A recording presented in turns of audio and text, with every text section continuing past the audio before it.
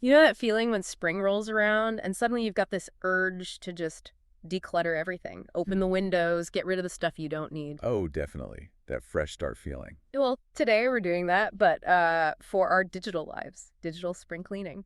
And it's not just about, deleting those ancient download folders, though. Maybe do that too. Yeah. Think of this as a real refresh, a way to make our digital spaces work better for us, more intentionally. Exactly. And to guide us, we're looking at a really powerful framework called GRIT. That's GRIT.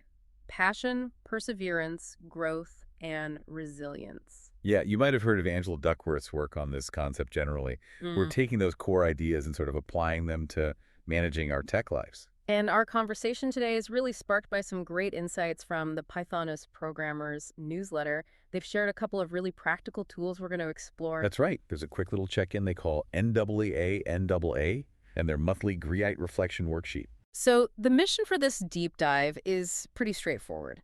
Give you some clear, simple techniques to, well, really take charge of your digital world. Yeah, helping you set things up in a way that just clicks with how your brain works best. The goal is feeling more in control and, honestly, less swamped by all the digital noise. Couldn't have said it better. Okay, let's dive into this Giite framework first. Oh, How does it relate to cleaning up our digital act? The newsletter had a good take on this. it did. Let's Yeah. break it down. First up is passion.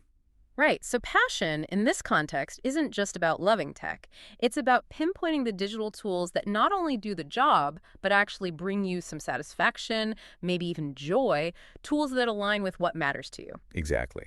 The newsletter talked about a passion pulse, kind of checking in on that. They had this great journal prompt asking you to list your software subscriptions, Oh, interesting. What was the point? to think about which ones feel truly essential, and crucially, which ones you actually enjoy using, or help you get into that focused state. That makes so much sense. It's not just, does it work, but does it work for me? Precisely. Using tools you genuinely connect with can actually boost your effectiveness and reduce that mental drain. It's finding your fit. Okay, so passion is about finding the right tools for you. What about perseverance? How does that fit into digital life? Perseverance here is really about building digital resilience. Yeah.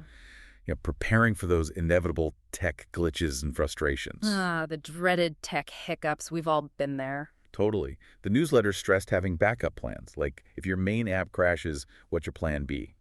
It also suggested reflecting on past tech messes, how you handled them, and maybe how you could handle them better next time, more resiliently. It's like building a little digital first aid kit for when things go sideways. Okay, growth. Growth is about actively improving how we organize our digital stuff. Yeah. And the newsletter had this fun suggestion: actually play with your software settings. Play. Like just mess around. Yeah, give yourself permission to explore, experiment, maybe in a safe way, like a test document or project. See what those settings actually do. Uncover hidden features. I love that. Takes the pressure off, makes learning feel less like a chore. Okay, last one. Resilience. Resilience in digital spring cleaning is largely about simplification, streamlining things. Getting rid of the digital clutter. Exactly. The newsletter pointed out how easily we overcomplicate our digital lives. It encourages you to ask, what could be simpler? What complexity can I let go of? It's like the digital, does this spark joy, but for processes and apps. Spot on. Okay, so that's the GRIT framework. Now, let's dig into one of those practical tools from the newsletter, the quick tip called NAA. Yes, NAA stands for Notice, Adjust, Acknowledge. It's framed as a super quick, like 2-minute micro-reflection. 2 minutes. That's it. That's the idea. It's for intentional digital care, especially when you feel that digital overwhelm creeping in, but don't have time for a massive cleanup. Okay, break it down for us. First, notice. What are we noticing? Notice is about taking a deep breath, pausing, and just scanning your immediate digital environment, your browser tabs, your desktop, notifications pinging. Okay, just looking around, digitally speaking. Right. And asking yourself, Mhm. what here feels energizing and what feels draining? It's about noticing the feeling, not just the items. Ah, I like that distinction. Not just the quantity, but the quality of the digital input. Then comes adjust. What kind of adjustments? Small ones. Very small, usually. Based on what you notice, make one tiny change. Close one tab you don't need right now. Silence one annoying notification. Move one distracting icon. So, not trying to fix everything, just one little improvement, like micro decluttering. Exactly. One immediate small step. And the final step is acknowledge. Why is that part important? Acknowledge is simply recognizing that you just took a moment, deliberately, to care for your digital space and your well-being, giving yourself a little credit for being intentional, no matter how tiny the action felt. That's interesting. It reinforces the habit. Yeah, and the newsletter shared a personal story about noticing a need for more calming visuals, which led to adding actual plants near the desk. A small digital reflection sparked a real-world improvement. That's a great example of the connection. And what I really like about this NAA idea is how it acknowledges that our focus, our executive function, isn't always the same. Right, it fluctuates. Some days you have more capacity than others. This practice is flexible. It ties into that idea of permission-based organization the newsletter mentioned too, doesn't it? Absolutely. Things like having an executive function pending folder for stuff you just can't deal with right now, Yeah. or using voice memos if typing feels too hard, setting up systems for your future self. It's about working with your brain, not against it. Okay, let's shift gears to the other big tool, the grit reflection worksheet. This sounds more structured. It is, a bit. It's presented as a practical way to apply that whole grit framework, passion, perseverance, growth, resilience specifically to your digital spring cleaning efforts. But still flexible, right? Not like a rigid assignment. Definitely flexible. More of a guide. It's designed with neurodivergent brains in mind, so adaptability is key. Okay, so if someone downloads this worksheet, what will they find? What are the key features? Well, it's broken down into bite-sized reflection sections for each GRAT element. Passion pulse, perseverance points, growth gauge, resilience reflection. So it mirrors the framework we discussed. Exactly. Then it guides you to set a specific grit goal, think about community connection digitally, take a mindfulness moment related to tech use. There's even a weekly check-in tracker and a final reflection space. Sounds comprehensive, but manageable because it's broken up. The newsletter mentioned visual cues, too. Yeah, color coding and visual elements to make it more intuitive, which fits that idea of visual clarity we often need in our digital spaces. And you can get it digitally or as a printable. Works either way. And the prompts inside, can you give us a taste? What kind of questions does it ask? Sure. So under Passion Pulse, you've got that prompt about listing your subscriptions and which ones you enjoy.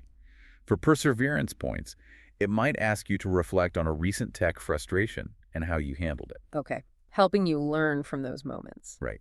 Growth gauge might ask you to pick one digital skill to improve, maybe related to organization, and plan a small experiment.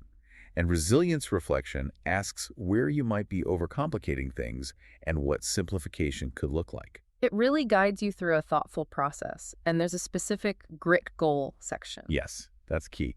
It helps you choose one concrete, achievable digital organization goal, like maybe spend 15 minutes processing my inbox or create to be filed folders. Making it actionable. Totally. And it prompts you to identify one tiny step you can take today or tomorrow towards that goal. That focus on immediate, small actions is huge for building momentum. The newsletter mentioned the creator uses monthly reflections. What was the big takeaway there? Consistency over perfection. That was the main thing. Even if some months they only spent a few minutes on one or two prompts, just that regular check-in helped them stay centered and motivated. So showing up, even imperfectly, matters most. Exactly. It builds over time. And this worksheet connects back to that broader theme of systems that serve your brain, right? It really does. It's a tool to help you figure out what kinds of digital organization actually feel intuitive and helpful for your specific cognitive style. Whether that's using context containers for projects, organizing tasks by energy level, or just needing things visually clear. So the reflection helps you design your own best system. It's not just about reflecting, it's about building better habits. Precisely.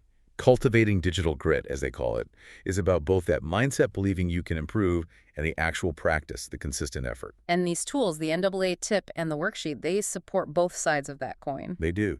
They encourage that growth mindset and prompt that deliberate practice, making small, focused changes.